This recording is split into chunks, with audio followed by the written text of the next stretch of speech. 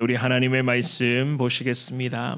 오늘부터는요 빌립보서 말씀을 강의하도록 하겠습니다. 빌립보서 1장, 오늘은 1절과 2절 두 구절의 말씀입니다. 저와 여러분들이 같은 목소리로 말씀 봉독하시도록 하겠습니다. 빌립보서 1장 1절과 2절 말씀. 그리스도 예수의 종 바울과 디모데는 그리스도 예수 안에서 빌립보에 사는 모든 성도와 또한 감독들과 집사들에게 편지하노니, 하나님 우리 아버지와 주 예수 그리스도로부터 은혜와 평강이 너희에게 있을지어다. 아멘. 오늘부터 우리가 살펴보게 될 이 빌립보서의 말씀 역시나 에베소서와 마찬가지로 옥중서신으로 불리는 그러한 생명의 말씀, 특별히 기쁨의 서신이라고 그렇게 부르기도 합니다. 믿음의 사도 바울이 빌립보 교회를 세운 지 거의 10년이라는 시간이 지나서 로마 감옥에 갇혀버렸습니다. 그때의 로마 감옥 안에서 에베소서뿐만이 아니라 이 빌립보서의 말씀을 기록을 하게 되는데요. 이 바울 사도가 빌립보 교회에 편지의 글을 보낼 때에 빌립보 교회는 그야말로 참 어려움의 그런 시간을 보내고 있었던 그러한 상황이었습니다. 가난과 핍박은 정말 말로 못할 지경이었고, 그 교회 안에서의 내분의 고통과 갈등과 그런 여러 가지 어려움들이 성도들의 마음을 참 힘들게 했었던 그러한 찰나였습니다. 특별히 빌립보라고 하는 그 도시도 마찬가지였습니다. 그 빌립보 도시에 만연하고 있었던 로마 황제 우상 숭배 사상과 그리고 세속주의로 인해서 그 빌립보 도시의 그런 사람들은요, 신앙을 지키려고, 정말로 믿음을 지키려고 발버둥 치고 있었던 빌립보 교회 성도들을 계속 영적으로 고립시켜 가고 있는 그러한 상황과 환경이 이어지고 있었던 것이었습니다. 게다가 좀 전에도 말씀드렸던 것처럼 교회 안에서조차 이러한 여러 가지의 그런 시대적인 어려움과 나라와 민족 가운데 나타나고 있는 이 어려움들을 교회와 그리고 특별히 교회 안에서 성도들이 기도하면서 이 모든 문제를 돌파하며 나가야 되는데, 그 어려움을 믿음으로 감당하기에는 저들의 신앙 자체가 역부족이었던 것이었습니다. 그렇기 때문에 성도들 역시나 삶의 현장에서 기쁨과 감사가 사라지게 되었고, 하나님으로부터 은혜, 하나님으로부터 공급받는 그 은혜는 가면 갈수록 계속 메말라지고 있었던 과정이었습니다. 그러니 성도의 입에서는 원망과 불평이 계속 끊임없이 나타나고 있었고, 교회 안에서 만날 때마다 성도와 성도 사이에 그런 크고 작은 그런 갈등의 문제가 교회 가운데 심각한 문제로 나타나고 있었던 것이었습니다. 그럼에도 바울 사도는 감옥 안에서 이 빌립보 교회를 위해서 두 손 모아 기도하면서 거룩한 영적인 회복 가운데 기쁨과 감사를 회복하라. 무엇보다도 너희들 가운데 기쁨과 감사가 회복되어야 된다. 이 간절한 마음을 담아서 기도하는 마음으로 편지의 글을 작성을 했었던 것이었습니다. 언제가 될지는 모르지만 정말로 새벽마다 우리가 빌립보서의 이 말씀을 우리가 계속 살펴보며 나아가실 텐데요, 우리에게도 이 귀한 말씀을 대하실 때에 기쁨과 감사가 하나님 우리 가운데도 더 풍성하게 임할 수 있도록 주님 날마다 우리 성도 한 사람 한 사람을 축복해 주시고 우리 교회를 축복해 달라, 주님 앞에 그렇게 이 말씀 앞에 저와 여러분들이 아멘하며 순종할 수 있기를 바랍니다. 하나님께서 새벽마다 주시는 이 귀한 말씀을 통해서 우리 교회 가운데도 더 귀한 기쁨과 감사가 넘쳐날 수 있도록 주님께서 계속 은혜의 길로 우리를 인도하여 주실 줄 믿습니다.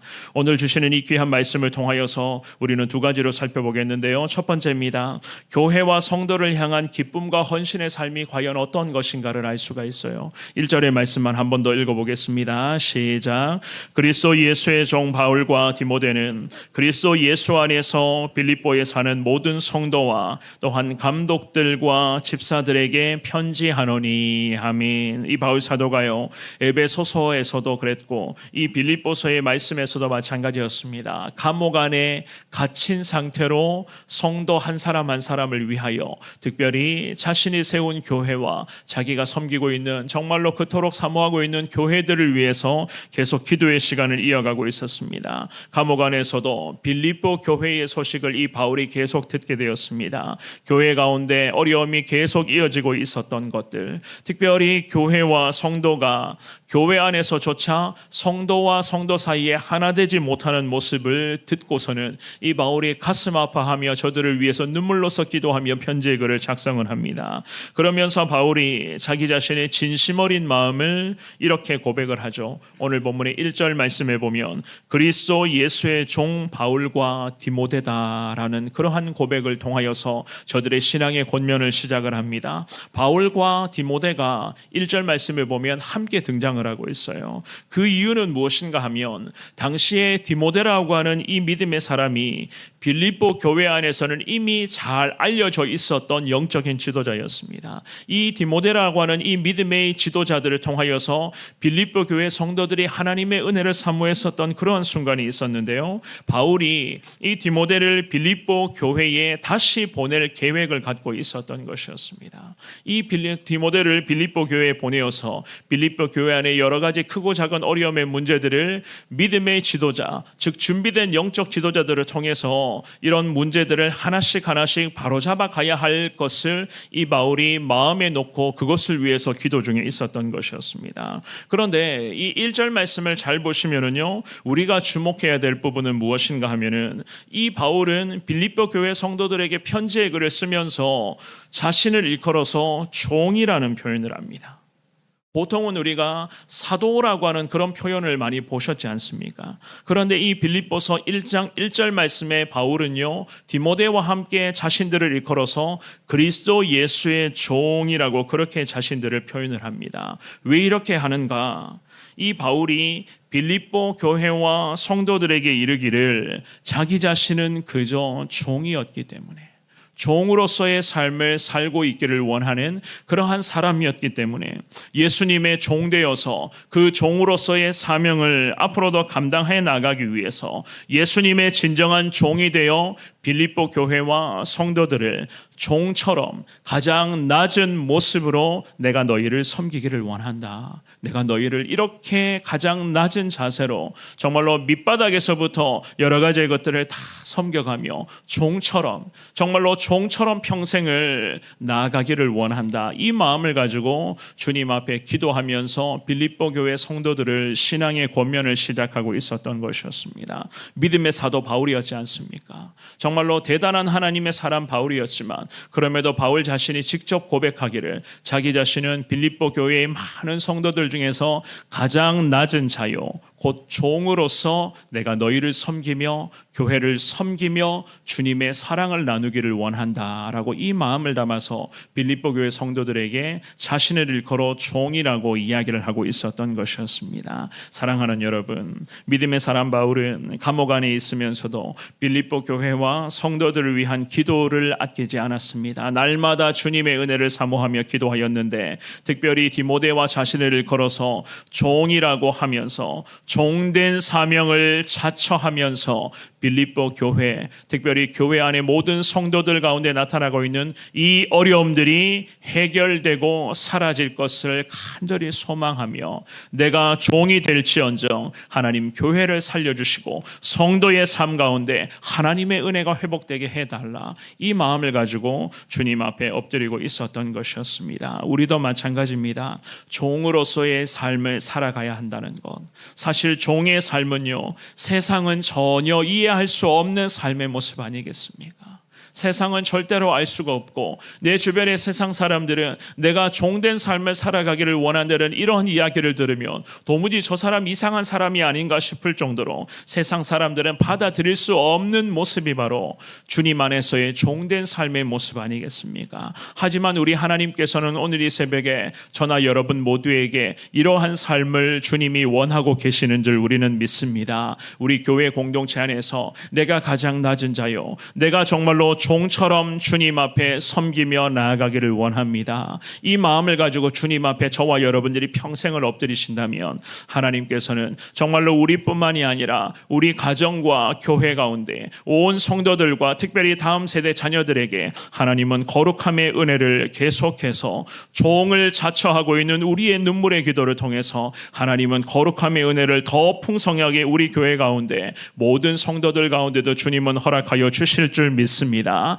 그것이 바로 교회를 살리는 길이요, 하나님의 마음을 저와 여러분들이 흡족하게 해드리는 삶의 모습인 것을 깨달으시면서 부족하고 연약하지만 그럼에도 가장 낮은 자 주님의 종으로 평생 주님께 충성케 하여 주옵소서. 이 새벽에 고백하며 나아갈 수 있기를 주의 이름으로 축원합니다.